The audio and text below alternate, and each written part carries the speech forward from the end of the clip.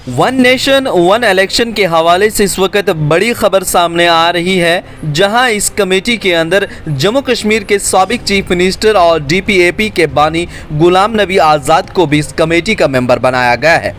जहां 8 रुकनी कमेटी की तश्कील दी गई है, वहां गुलाम नबी आज़ाद का नाम भी सर फहरिस्त आया। आपको बता दें तो इस कमेटी के चेयरमैन जो मुकर्रर किए गए हैं, उनमें पहला नाम रामनाथ कोविंद है जो इसके चेयरमैन हैं। उसके अलावा कांग्रेस एमपी अधीर रंजन चौधरी हैं, former chairman 15th finance commission MK Singh है, law and justice minister Arjun Ram Meghwal हैं और हरीश साल्वे हैं, संजय काठौरी जी हैं। इन सभी लोगों के हमरा गुलाम नबी आज़ाद का नाम भी सामने आया है। आपको आसान भाषा में समझाएं तो वन इलेक्शन वन नेशन क्या है, यानी एक कौम एक इंतखाबात बिल जिसे मरकज़ मुतारिफ कराने का इरादा रखता है। इंतखाबी अमल को हमवार करेगा ताकि लोक सभा और रियासती असम्बलियों के इंतखाबात मुश्तरका तौर पर कराए जा सकें। आम मालूमात के मुताबिक हिंदुस्तान में हर 5 साल बाद लोक सभा और रियासती व कौमी इंतखाबात होते हैं। इसके अलावा कई रियासतों में असम्बलियों के इंतखाबात अलग अलग मुनाकिद होते हैं, जो हमारे मुल्क की मईशत पर बोझ डालते हैं। फ़िलहाल चूँकि ये इंतखाबात आमतौर पर मुख्तलिफ अवकात में होते हैं, इसलिए कौम हर साल कई इंतखाबी चक्रों में या मराहिल का तज्ज़िया करती है। तमाम इंतखाबात को एक ही दिन में मुनाकिद करने के लिए हुकूमत की तरजीह फ़हरिस्त में एक कौम और एक इंतखाब शामिल है।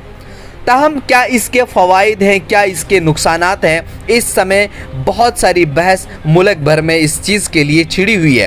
क्या मोदी हुकूमत वन इलेक्शन वन नेशन के तहत एक बार ही अपना पलड़ा बाहरी करवा सकती है? क्या वो इलेक्शन को जीतना चाहती है? इसके लिए कई सारे सवाल खड़े हो रहे हैं। वही गुलाम नबी आज़ाद का इस कमेटी के अंदर लेना भी कई सारे सवाल खड़े कर रहा है। क्या जम्मू कश्मीर के अंदर सिर्फ गुलाम नबी आज़ाद ही थे या कोई और लीडर भी है? वहीं हम आपको बता दें, जिस तरह से वन इलेक्शन वन नेशन के हवाले से भी खबर आई कि 18 तारीख से लेकर के 22 तक एक बड़ा सेशन जो है वो पार्लियामेंट के अंदर चलना है, जिसमें शायद कई सारे बिल पास होंगे। और गुलाम नबी आज़ाद को इसके अंदर रखने का ये भी मतलब है क्योंकि वो एक पुराने और कदावर लीडर हैं जो जम्मू कश्मीर की सियासत को अच्छे से समझते हैं।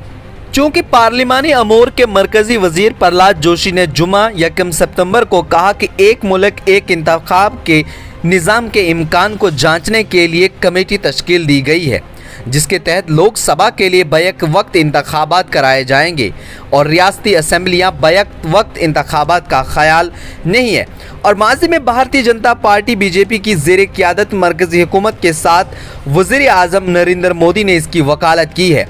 साबिक सदर रामनाथ कोविंद को सरबराही में मौजूदा कमेटी की एक साथ इंतखाबात के इम्कान का जायज़ा लेने वाली चौथी कमेटी होगी। इससे कबल ला कमीशन नीति आयोग और पार्लिमानी स्टैंडिंग कमेटी ने इस इम्कान पर बहस की थी। जोशी ने जुमा को भी कहा कि अभी सिर्फ एक कमेटी तश्कील दी गई है जो एक कौम और एक इंतखाब के मौजू पर बातचीत करेगी। यानी कहने का मतलब ये है कि ये अब पहली बार ही नहीं हो रहा, बल्कि 1951 में भी इस तरह का किया गया था, जो कि 1967 तक चला था। लेकिन बाद में हुकूमतें टूटी और भी कई सारी चीज़ें सामने आई, जिसके चलते ये सिलसिला नहीं चलता रहा। और वहीं 2019 में भी इस चीज़ के लिए बातचीत की गई थी। और वहीं अब एक एडवाइजरी कमेटी बनाई गई है जो एक बात सरकार के सामने रखेगी, क्या वन नेशन वन इलेक्शन के तहत हम इंतखाबात करा सकते हैं या नहीं। लोगों की इससे में राय ली जाएगी और इनके राय भी ली जाएगी। आगे मज़ीद इस हवाले से क्या कुछ अपडेट होगी वो भी आप तक पहुँचाएँगे। तब तक के लिए बने रहिए न्यूज़ इनसाइडर 24/7 के साथ।